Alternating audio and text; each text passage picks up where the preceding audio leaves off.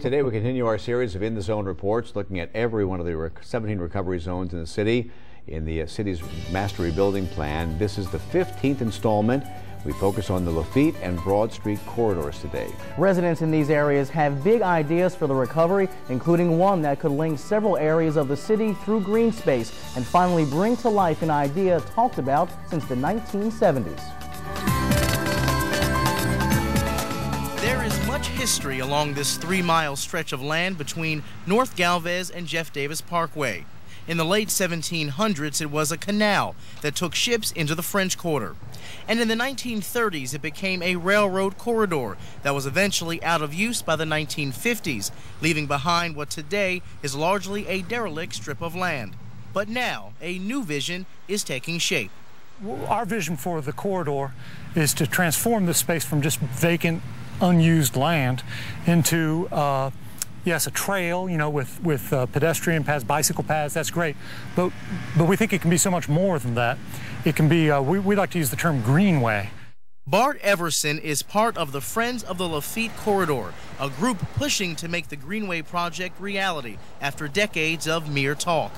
The group has raised public and private dollars, and a steering committee appointed by city leaders has gotten down to work to transform the land into a major recreational attraction.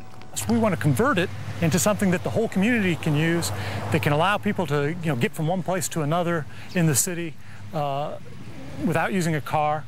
But more than that, just a place with all kinds of recreational opportunities for the citizens of New Orleans. An idea born from a simple hike along the land, the Greenway concept is one of the major planks in this recovery zone, which encompasses several neighborhoods, including parts of Broad Street and the area surrounding the Lafitte public housing complex. The development is one of 4 in the city being torn down to make way for new housing, and the empty ground where demolition is complete is a symbol for an area of the city that is pushing for a new beginning. We just felt like there's a lot of potential in Broad Street, but over the years there's been kind of a lot of vacant buildings, a lot of decayed buildings, and so we wanted to create something that would recreate the corridor as a destination. Plans for this zone include the restoration or relocation of the Broad Street fuel station, the opening of a new grocery store in the old Robert's location, redevelopment of blighted and abandoned properties in the 2500 block of Orleans Avenue. The plan also calls for the restoration of 2 historical buildings along Orleans, the Carver Theater, which officials want to turn into a multi-use cultural center, and the Art Deco Laundry Building, which will be transformed into a movie studio to further Louisiana's burgeoning film industry. So we want to create both the cultural and visual identity for the corridor that will convince people to actually come from other parts of town and see this as a destination, which I don't think it qualifies in any way, shape, or form as that right now. So Keith Twitchell is a member of Broad Community Connections, a group formed after Katrina focused on revitalizing Broad Street from I-10 to Bayou Road and linking those efforts to nearby areas like the Bayou Road and Lafitte corridors, as well as downtown and Faubourg St. John. And what we're trying to do is create a sense of identity along this corridor so that people hit it from either end. They know they're going into something that has some continuity to it. One of the group's goals will come to fruition in September with the opening of a monthly flea market in the parking lot of the former Robert's Market. Also included in the city's plan is the relocation or screening in of public facilities within the Lafitte Greenway at a cost of about $525,000. Land banking vacant and abandoned properties estimated to cost about $2.5 million. Street repairs totaling $1.4 million. And streetscaping improvements costing about $600,000. Facade improvements are also on the list, totaling $300,000. Overall, the city plans to spend a total of at least $11 million in this target zone. Other groups as well as residents are setting goals too. Tulane plans to open a medical clinic in the former Ruth's Chris location on Broad Street.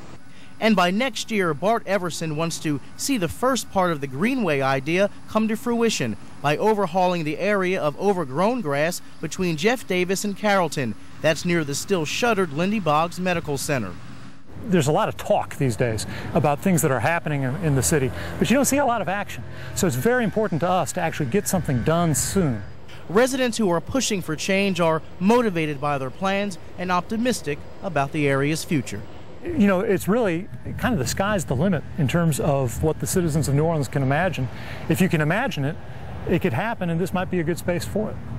Before the storm, let's face it, people were very disconnected. I mean, you had a core of people who volunteered and participated, but they were disconnected from government, and they were often disconnected from their neighborhoods.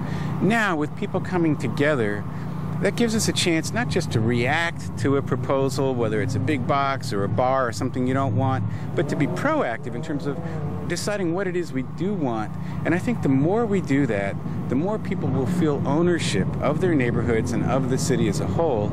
And that's powerful. That will create a base that if we sustain it through things like a formal citizen participation program, we can enshrine that for generations and never go back to that apathetic, don't care attitude that was a little too pervasive before the storm.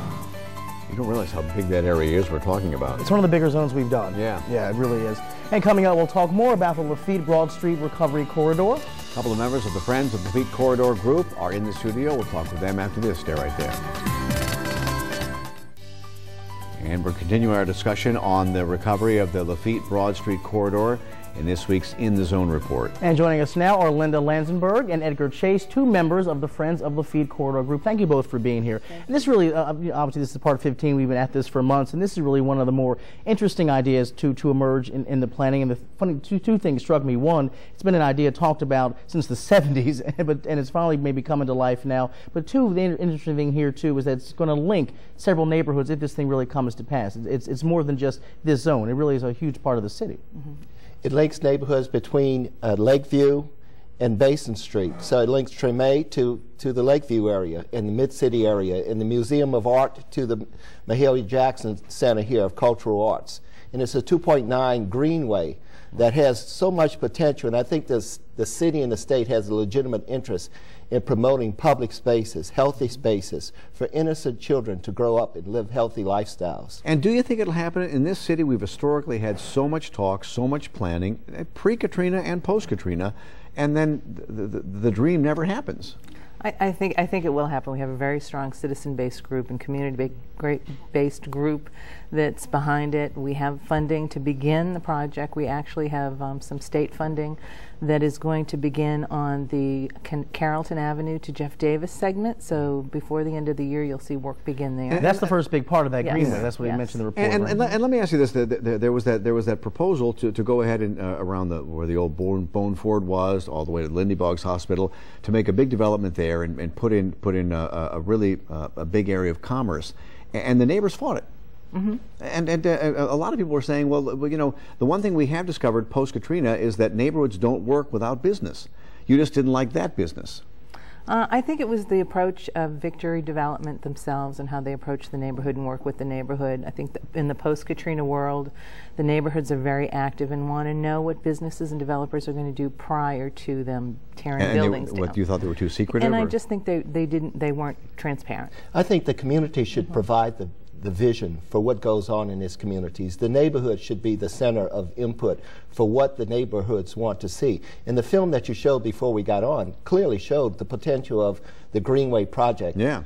And we're all 100% behind that. And in terms of the Greenway itself, because obviously that would be a major impetus to so much other development in that area. We're talking about recreation space, we're talking about bicycle trails, pedestrian trails. And this could, and this is a 3-mile stretch of land. This could be something that kind of rivals City Park in terms of a major urban green space.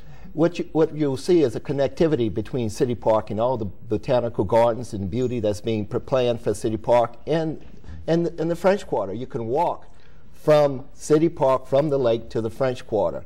And people need to walk more and live healthier lifestyles. And the city needs to promote that. Every major metropolitan area is doing it. And there is a way to meld all those together. I mean, to have the green space, to have the neighborhoods, and to have business, because you need all three really to make it a viable community and a place where people want to come. And the Greenway does. It will encourage economic development, and we're very excited about the little gateways it'll cause into the other communities at different nodes along the corridor, and that will encourage a lot of economic development. And outside of the Greenway itself, what is another big one or two needs in that neighborhood that you all see outside this project? Well, healthcare, but in the film you showed the potential for healthcare clinics, neighborhood healthcare. And the clinics. old Ruth Chris location, And 2 lanes going to open someday. And safety.